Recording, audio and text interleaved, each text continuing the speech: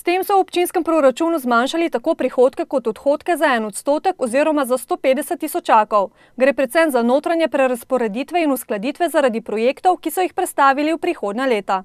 In sicer gre za projekt vodovoda Mokronog, druga faza, in pa ureditev kulturno-upravnega središča v Mokronogu.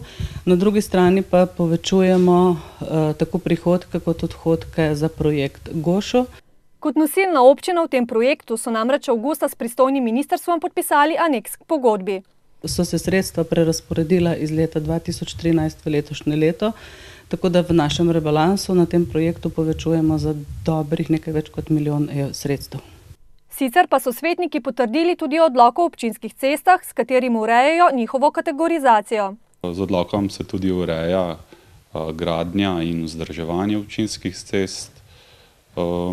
Ureja pa tudi varstvo prometa na občinskih cestah in samih udeležencev na njej. V zadnjem delu se dotakne pa tudi kazenskih določb za kršitelje členov, ki govorijo o varstvu prometa in udeležencev na občinskih cestah. Člani občinskega sveta so med drugim sprejeli tudi odlok o varstvu pred naravnimi in drugimi nesrečami v občini.